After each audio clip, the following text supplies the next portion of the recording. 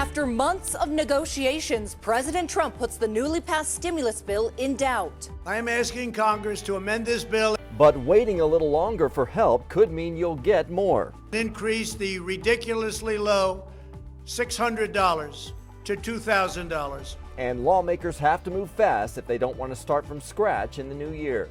Plus, President-elect Biden puts Congress on alert. But Congress did its job this week. And I can and I must ask them to do it again next year. We're taking a look at his relief package wish list. And it's one of the busiest holiday travel days of the year, but it won't look anything like what we're used to. We're live at DIA for the COVID edition of the Holiday Rush. Crowds might not cause delays this year, but the weather might for your travels. Good morning to you. Thanks for joining us on Denver7 News. I'm Brian Sanders. And I'm Molly Hendrickson. Glad to have you here with us. We are in a Denver7 weather action day for snow in the high country. Katie LaSalle here. For most of us in the metro, the big story today will be colder temperatures, Katie. Yes, highs will be about 30 degrees below what we saw yesterday, well below average for this time of the year. It's a very powerful cold front moving into Colorado. The winds are just howling over the eastern plains and out to the airport. Last recorded wind gusts at 40 miles per hour, sustained winds from the north at 23 miles per hour make it feel like it is only 7 degrees out there. So a cold, blustery afternoon is in store. We'll continue to pick up some snow showers into the high country, but blowing snow will make for limited visibility at times. Temperatures today only are in the upper 20s to low 30s from Littleton into downtown Denver. Aurora will continue to be breezy, and you can see from our wind forecast, winds will kick up over the eastern plains. We're under a high wind warning for the majority of eastern Colorado, including Burlington down through Lamar for this afternoon and evening. Into the mountains, it's going to be calmer later on tonight and some pretty nice weather in store for our Christmas holiday. Your full forecast still to come. And we do have a improving drive, I should say, on I-270. We had some road work that lasted till about 10 minutes or so ago on that eastbound side, right by the refineries. In the backups is a report of a real minor crash right after I-25. I haven't pinpointed that yet, but I did see some flashing lights from the camera over there. You can actually see some of the headlights going from the top of the screen to the left. That is the traffic on 270 passing under I-76 and trying to get past the refineries. And still looking, as you see on the travel time, about 15 minutes overall on that drive, and so it is about 3 times longer than what it should be on the westbound side.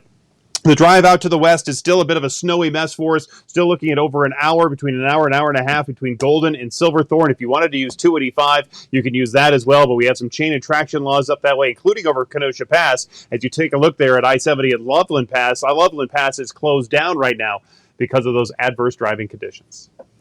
Well, with high winds picking up today, it could cause trouble for what's expected to be one of DIA's busiest days during this holiday season. Denver7's Micah Smith joins us from the airport this morning. And Micah, it likely won't be as packed as it typically is days before Christmas. Molly, it won't. We've been here for a few hours now, and I can tell you that the security line isn't nearly as long as it usually is. Now, there is still quite a line. It's moving. It's gone down a little bit since I checked in with you at the 5 a.m. hour. But overall, traffic is down. And this comes as no surprise to DIA because they predict travel will be cut in half during this typically busy travel time. 39,000 travelers are expected to go through DIA's TSA checkpoints each day over the next week or so, which still sounds like a lot of people, but when you compare it to last year, when the airport saw about 77,000 passengers each day, it shows just how much air travel is down. For some frontline workers, this is great news. This is an indication that more people are staying at home this holiday season and in turn helping stop the spread of coronavirus. This week, Dr. Anthony Fauci once again warned people about unnecessary travel and also discussed ways to gather with your loved ones safely. Whenever I talk about being careful, someone will say, well, he wants to cancel Christmas. I don't want to do that. I want people to be more careful. I want them to limit traveling to the extent possible. And when you congregate, try to do it with a limited number of people, preferably people in the same household or a few close people who you know are also being very careful.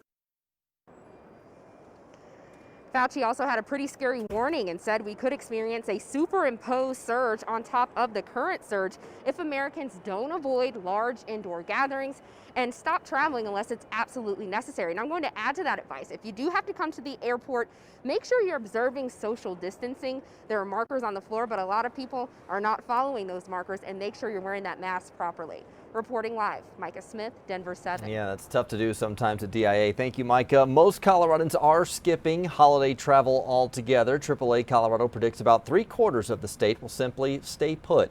That's the first drop in travel rates since 2008 and the lowest travel volume in Colorado since 2002. Still, AAA predicts more than 1 million people will travel despite the pandemic.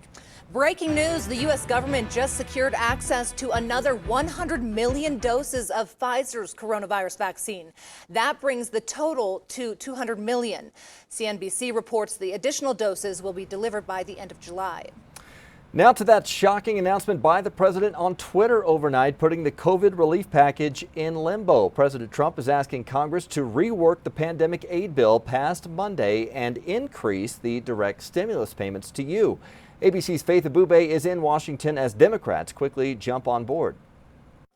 In a surprise 4-minute Twitter video, President Trump demanding Congress amend a 2-in-1 COVID relief and government spending bill heading to his desk. The legislation crafted by Senate Republicans and Trump's own top negotiators. I'm also asking Congress to immediately get rid of the wasteful and unnecessary items from this legislation and to send me a suitable bill. Trump was expected to sign the measure this week to avoid a government shutdown and give a much-needed lifeline to millions of Americans expected to lose part of their federal unemployment benefits the day after Christmas. But the president now saying he wants more money in direct stimulus payments included in the bill. Amend this bill and increase the ridiculously low $600 to $2,000 or $4,000 for a couple. The demand quickly embraced by many Democrats who for months had sought to give more direct aid to struggling Americans. House Speaker Nancy Pelosi tweeting, "Let's do it." And Adam Schiff telling CNN this. I have to think that the Republicans are not going to go anywhere near this, but we're willing to try. Republicans have indicated the price tag of the $900 billion COVID relief package is already too high. The bill includes $300 in weekly federal unemployment benefits and up to $600 in direct payments to most Americans. But the long overdue aid now hanging in the balance, while millions slide into a pandemic-fueled poverty. Time to stop playing that freaking game with our lives.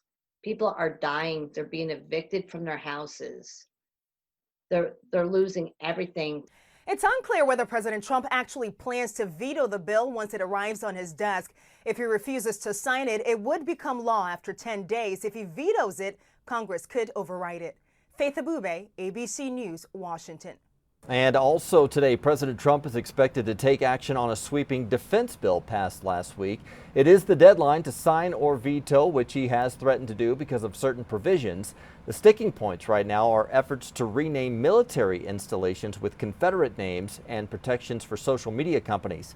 If the president vetoes, Congress plans to override it. But Congress did its job this week. And I can and I must ask them to do it again next year.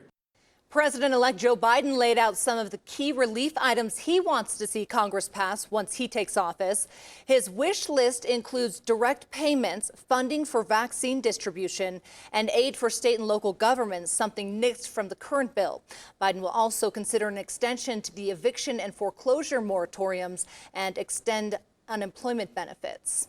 Since the first doses of coronavirus vaccines arrived in Colorado, more than 38,000 people have been vaccinated so far, and that includes veterans who served our country. The first shots were administered at the Veterans Community Living Center at Fitzsimmons in Aurora yesterday. They've lost 25 people due to COVID since the start of the pandemic, and as we expected, these veterans answered the call of duty. Am I first? Well, I'm honored, but I don't care. I mean, anybody could do it. But if it's for the better good of our whole population here, I'm game. I felt goosebumps when my husband was getting that vaccine. It's not like I wanted to cry. It's like I wanted to smile and tell the whole world, This is what you should do. So some exciting moments certainly for the families of the veterans there. Governor Polis said he hopes to complete the first dose of vaccinations at every nursing home in the state by mid-January and have them fully vaccinated by February.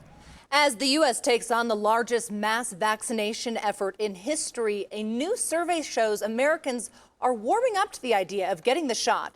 A new poll from Suffolk University shows 46% say they will take the vaccine as soon as possible. That's actually up from 26% in late October. 32% say they want to wait for others to get the shots first. Health officials are trying to track the new strain of coronavirus spreading across Europe to see if it's reached the U.S. The new strain isn't more severe, but researchers warn it spreads even easier than others.